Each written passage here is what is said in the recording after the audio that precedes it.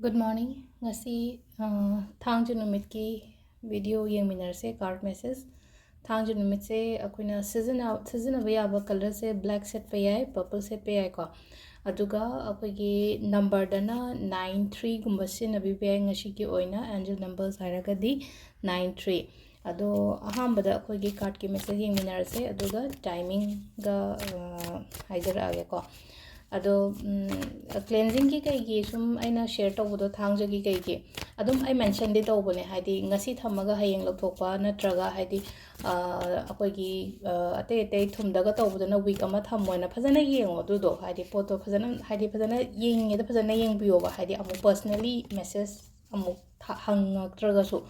kayam kuin thamdoino kadai da thamdoino khottoino haibado loina ma haibani ko hadi akoina phong makha da thamboi tare aina phong makha da thambo dum hairakani adu natraga hadi ka yumgi corner amada thammo kholo hairaga sudum corner amada thammo kholo hairakani ko adu dona yaragadi yengi da ko phajana hadi note down tokshan bigera ko hanna sum kaino tawdo shurupudi ko adu hadi adugi kaino tawbodo hadi takpodo gyan su ta deba khoina message ta mu inara takpodo do hiring ida phajana munna kaino toroga kaino tokshan note toksala thambiro ko adugi potoma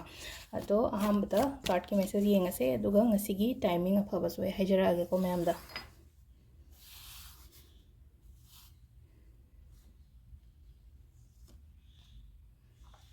selere ko card number 1 2 3 ko ado numbers hangakpase Instagram da yaubane number se natraga adum YouTube ki ko community post number yaubane ko adu da check tawbiyo number gi oina haragadi ko hari number se ado happy number do kainogi consultations ki ga degi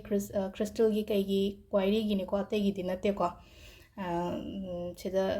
aina piriba number do haidi koi personal consultation gumba tawning ba natraga only crystal gi kai hangning ba leragadi adugi mari lena hangbiro topa mari lena da ba poti aisu khangde ko ado sida lere koi gi 3 card se card number 1 card number 2 card number 3 card se yam phajana di lai ko ngasi gi se ahamba gi su ko ahamba gi lai se nungai gani ko ngasi se ko yamna happy oina leibodo mood se gai de ko adagi nushi na leiba relationship kari kara ta ko su ko